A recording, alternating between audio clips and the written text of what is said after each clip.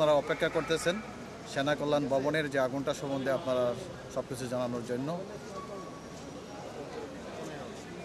22টা 40 মিনিটের সময় আমরা সংবাদ পাই সেনা কল্যাণ ভবনের 21 তলায় উপরের দিকে ধোঁয়া বের হচ্ছে।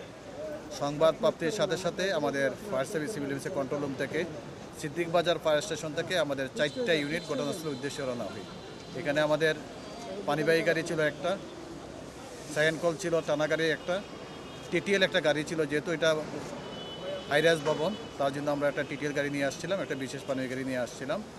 আমরা ঘটনাস্থলে যানজট কম থাকার কারণে আমরা 11 মিনিটের মধ্যেই আমরা ঘটনাস্থলে এসে পৌঁছি।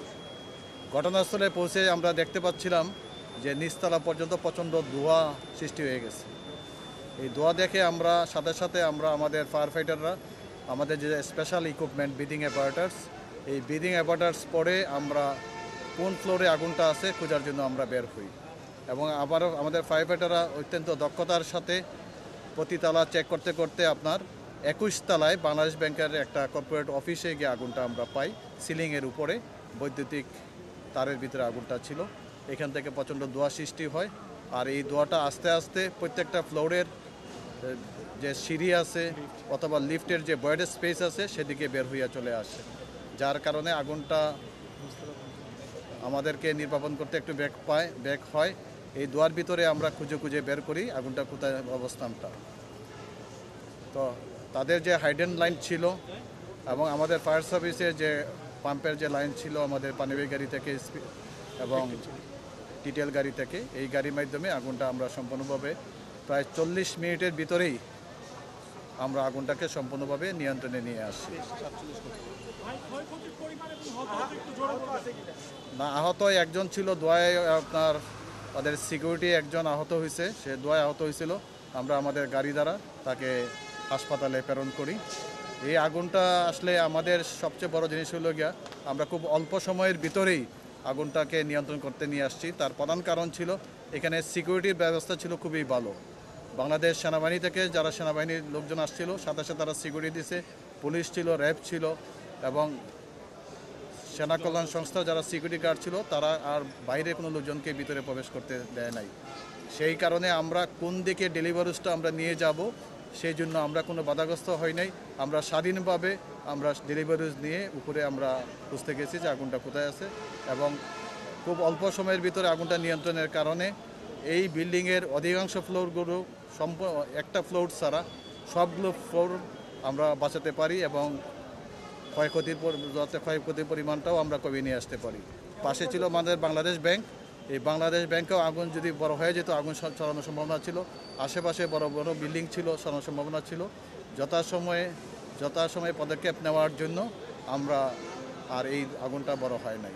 সেই ভবনটা তো আপনি বলছেন যে অনেক সিকিউরিটি, এই ভবনের যে সিকিউরিটি থাকে এটা আমরা সবাই জানি এবং এরকম একটা ভবনে আগুনের ঘটনা ঘটলো এবং বলতেছেন যে শর্ট সার্কিটের ঘটনা ঘটছে, আপনারা প্রাথমিকভাবে ধারণা করছেন নাকি একেবারে কনফার্ম হয়ে বলছেন? এটা আমরা আসলে প্রত্যেকটা আগুনেই আমরা একটা প্রাথমিকভাবে বলি যে আগুনের কারণটা কি হতে পারে। যেহেতু আমরা বৈদ্যুতিক লাইনে আগুনটা পাইছি সেই কারণে আমরা বৈদ্যুতিক গোলযোগের কারণে আগুনটা লাগতে পারে, কিন্তু পরবর্তীতে আমরা আমাদের ফায়ার সার্ভিস পক্ষ থেকে একটা তদন্তি কমিটি গঠন করা হবে। এই কমিটির মাধ্যমে জানা যাবে আগুনের কারণ, ক্ষয়ক্ষতি এবং উদ্ধার সম্পর্কে। এর আগেও কিন্তু এরকম ঘটনা ঘটেছে, আপনারা কোনো প্রতিবেদন দিয়েছিলেন কিনা? অবশ্যই প্রত্যেকটা অগ্নিকাণ্ডের প্রতিবেদন আমরা রেডি করি। এইখানে আমাদের 8 তলায় হয়তো বা একসময় আগুন লাগছিল, সেখানেও আমরা একটা কমিটি হয়েছিল এবং সেই রিপোর্ট প্রদান করছিল। না, তেমন নথিপত্রগুলো ক্ষতিগ্রস্ত হয় না, সিলিংটা ক্ষতিগ্রস্ত হয়েছে আর কিছু কাগজপত্র ক্ষতিগ্রস্ত হয়েছে। এটা একটা কর্পোরেট অফিস ছিল, তেমন বেশি ক্ষতিগ্রস্ত হয় না। ফ্লোরের একটা সাইডে শুধুমাত্র আগুনটা ছড়াইছে, আর বেশি আগুনটা ছড়াইতে পারে নাই।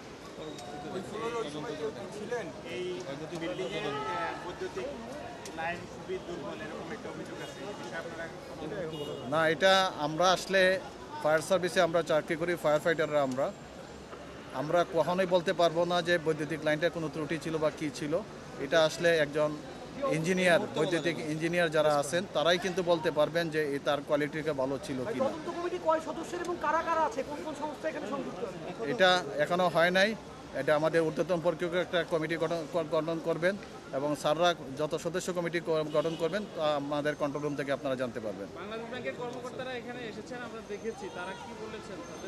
তাদের সঙ্গে আলোচনা হয়েছে আপনাদের? তাদের সাথে আলোচনা হয় নাই, তারাও ক্ষয়ক্ষতি পরিমাণটা বলতে পারবে না। তারা উপরে গেছে, তাদেরকে আমরা ফ্লোর বুঝিয়ে দিয়েছি। আমাদের ফায়ার ফাইট আমরা যারা কর্মকর্তা ছিলাম তাদের 4 জন লোক গেছিলো উপরে, আমরা তাদেরকে বুঝিয়ে দিছি এবং ক্ষয়ক্ষতির পরিমাণটা তারাই বলতে পারবে, সেই জিনিসটা আমরা বলতে পারবো না। হ্যাঁ, অবশ্যই আমরা আগুন নির্বাপনও এখনও আমাদের চলমান আছে, অর্থাৎ কিছু দোয়া রয়ে গেছে গিয়া। আমাদের একটা টিম কাজ করতেছে, দোয়া সম্পূর্ণ বের হওয়ার পর আমাদের টিমটা উইথড্র করব। ইতিমধ্যে আগুনটা আমরা নির্বাপন অর্থাৎ ফায়ার আউট আমরা দিয়েছি। টিমটা তারা পরবর্তীতে এই সম্পূর্ণ দোয়াটা বের হওয়ার পরে, যেহেতু এখন পর্যবেক্ষণে আছে, তারা বের হয়ে চলে আসবে। আর এখানে সবচেয়ে বড় জিনিস আমি ধন্যবাদ জানাচ্ছি, আমাদের কিছু ভলান্টিয়ার আসছিল, তারাও আমাদের সাথে সহযোগিতা করছে এবং সেনাবাহিনী থেকে শুরু করে পুলিশ আনসার, র্যাব যারা আমাদেরকে সহযোগিতা করছে তাদেরকে সবাইকে আমাদের ফায়ার সার্ভিস সিভিল ডিফেন্সের মহাপরিচালকের পক্ষ থেকে ধন্যবাদ জানাচ্ছি। ধন্যবাদ আপনাদের সবাইকে। আসসালামু আলাইকুম।